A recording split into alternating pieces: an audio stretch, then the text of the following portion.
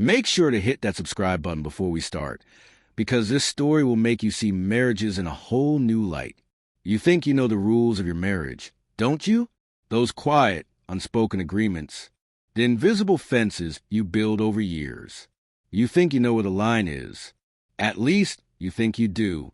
For me, the line was a single word. Just one word. Spoken over a plate of garlic mashed potatoes and a glass of Pinot Grigio. And it tore apart 13 years of the life we built together. This isn't a story about a jealous husband. It's about the crack in the dam you never noticed. And the flood that followed. That night began like 100 others. It was our anniversary, not a milestone, just 12 years. Mark had booked a table at a new Italian place, the kind with low lighting and crisp white tablecloths. He wore that blue shirt I loved, the one that made his eyes pop. He even got a haircut. There was that easy, comfortable silence between us, the kind that only comes after a decade together. We talked about work, Lily's upcoming school play, the leaky faucet I kept forgetting to call a plumber about. It was normal, comfortable, easy. I felt a quiet, warm gratitude for this man, for the predictable life we had made. Then the waiter came. Young, maybe early 20s, with a confident smile and that effortless charm. As he listed the specials, I thought he had the classic all-American looks of old movies. When he finished, he asked, "Any questions for me?" And it just slipped out. I smiled harmlessly, politely. "No, I think we're all set." "Thank you, handsome." The word hung in the air for a heartbeat. The waiter, to his credit, blinked, nodded, and said, "Thank you, ma'am," before moving on. I turned back to Mark, expecting a raised eyebrow, maybe a teasing smirk, but his face was frozen. Warmth, softness, gone. His eyes, moments ago alive, had gone flat, distant, as if shutters had fallen. "Mark," I said, my smile fading. "Honey, what's wrong?" He didn't look at me. He picked up his fork and carefully aligned it next to his plate. "Nothing," he said, quiet, chilling in his precision. "Nothing."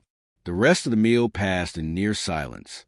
I tried small talk, laughter, whispers. "Oh, come on. You can't be serious," I murmured, but it was useless. Every answer was clipped, every nod distant. The conversation died before it began. Food came and went, tasteless. The tension was suffocating, thick enough to slice with his unused steak knife. A knot of fear settled in my stomach. This was more than annoyance. It was something cold, deep, accidental. The drive home was silent. No radio. Only the hum of the engine, the sweep of the windshield wipers. He went straight upstairs when we arrived. I stayed in the kitchen, leaning against the counter, heart pounding. I heard the closet door open and close. The sound of a zipper. My blood ran cold. I found him in the bedroom, calmly folding shirts into a small suitcase. "What are you doing?" I asked, voice shaking. "I'm leaving, Sarah," he said, matter of fact, terrifyingly calm. "You're leaving because of that?" "Because you called the waiter handsome." I stared, incredulous. "Mark, that's insane." It was a compliment. It meant nothing. Finally, he stopped, looked at me. The pain in his eyes was raw, ancient, a blow that stole my breath. "It wasn't nothing, Sarah," he said, low, steady. "It was the last straw, the final piece." He sat on the edge of the bed, suitcase open between us like a wound. "For years," he said, "I've felt invisible.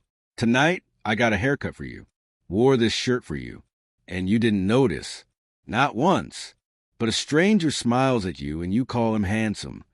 He let out a short, hollow laugh. "It's not about him. It's about the 1,000 times I felt like background noise. It's you noticing your co-worker's watch, but ignoring I lost 20 pounds.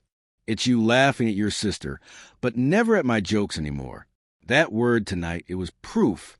Evidence I've been collecting for years, finally real." I stood there, mind spinning, tears hot, panicked. All those small, invisible moments, they had piled up, a mountain of resentment I hadn't seen. "I'm sorry, Mark. I didn't know. I never meant. We can fix this. Please don't go." He shook his head, exhaustion etched into every line. "That's the problem, Sarah. You shouldn't need to be told to see me. You just should." He zipped the suitcase, walked out. I heard the front door close. And just like that, he was gone. The weeks after were a haze of shock and desperation.